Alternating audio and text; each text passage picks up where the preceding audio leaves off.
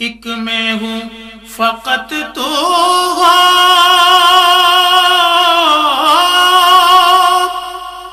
اور عالم ہو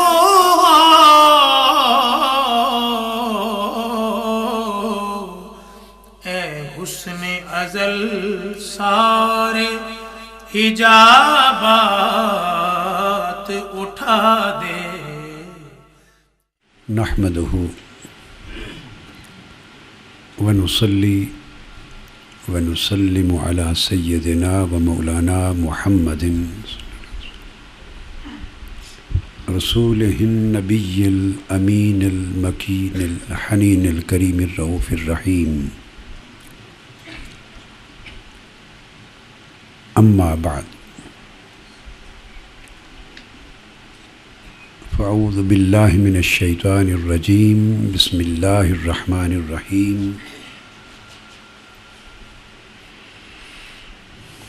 ان الدین عند اللہ الاسلام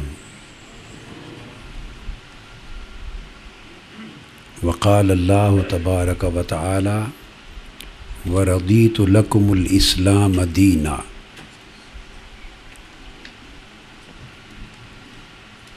وقال اللہ تبارک و تعالی فی مقام آخر ان اللہ اصطفى لکم الدین فلا تموتن الا وانتم مسلمون. وقال اللہ تبارک و تعالی فی مقام آخر ومن یبتغ غیر الاسلام دینا فلن يقبل منہ. صدق اللہ مولانا العظیم.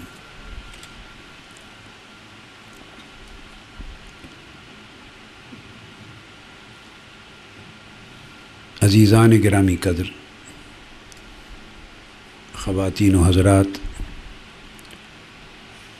طلباء و طالبات، اللہ رب العزت کا شکر ہے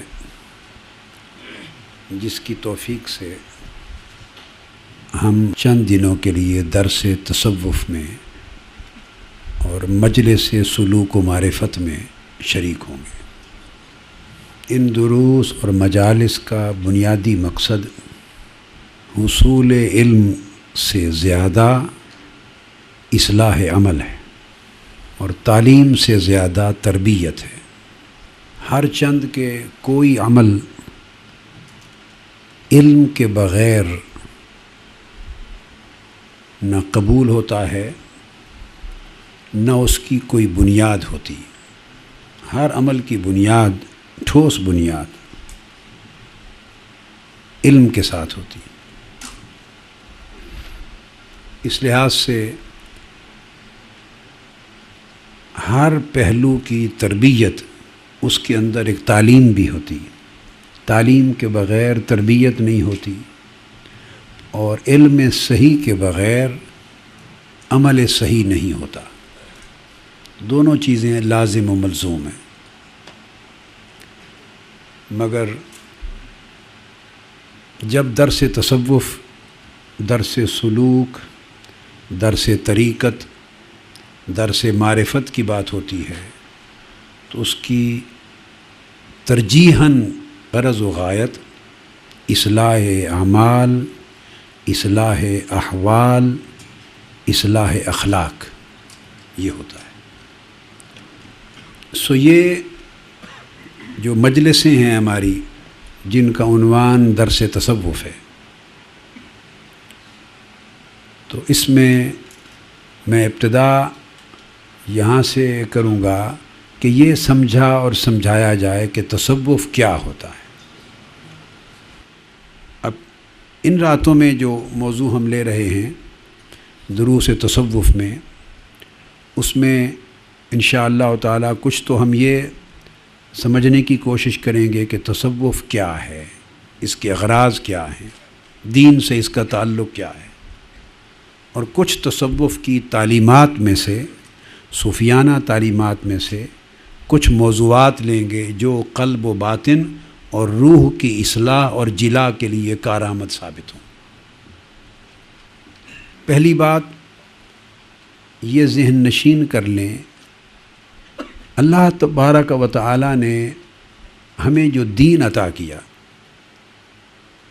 اس دین کا ٹائٹل اسلام ہے، اور یہ دین صرف حضور نبی اکرم صلی اللہ تعالیٰ علیہ وآلہ وسلم لے کر مبعوث نہیں ہوئے، بلکہ آدم علیہ السلام سے لے کر حضور علیہ الصلاۃ والسلام تک تمام انبیاء کرام اور رسول اعظام دین اسلام ہی کے ساتھ مبعوث ہوئے ہیں۔ اب بات کو سمجھ گیا نا؟ تمام انبیاء اور رسول جو آئے سب دین اسلام لے کر آئے انسانیت کی طرف۔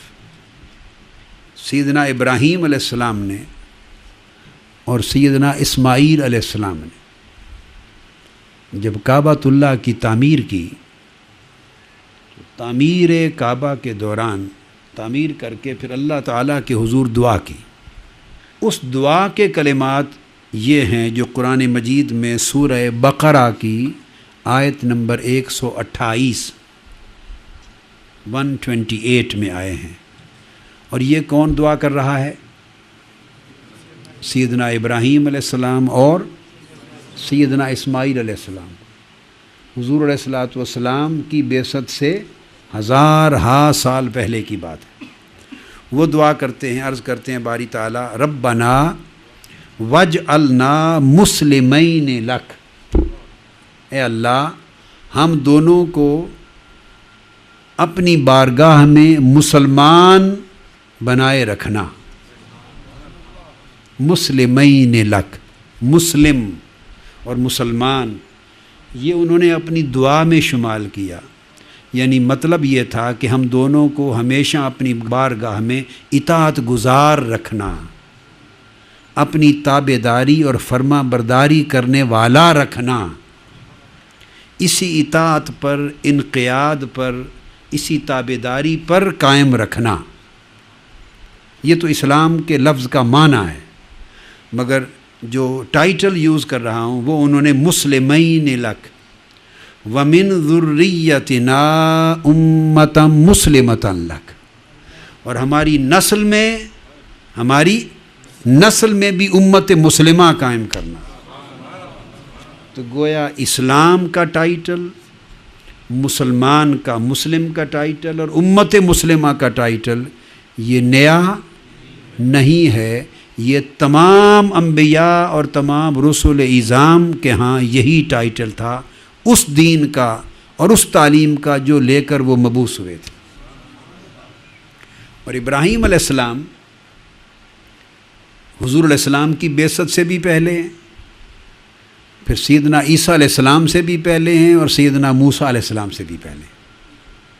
3 مذاہب ہیں جنہیں منسوب کرتی ہے دنیا 3 پیغمبروں کی طرف۔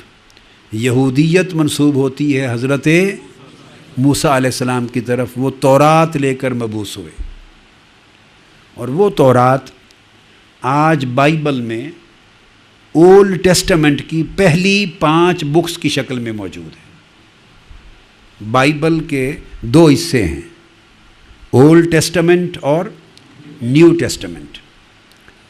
اولڈ ٹیسٹمنٹ جو ہے اس کو اردو میں عہد نامہ عتیق کہتے ہیں، اس کی پہلی 5 کتابیں جہاں سے بائبل کی بگننگ ہوتی ہے، وہ 5 جو بکس ہیں ان کا نام تورات ہے۔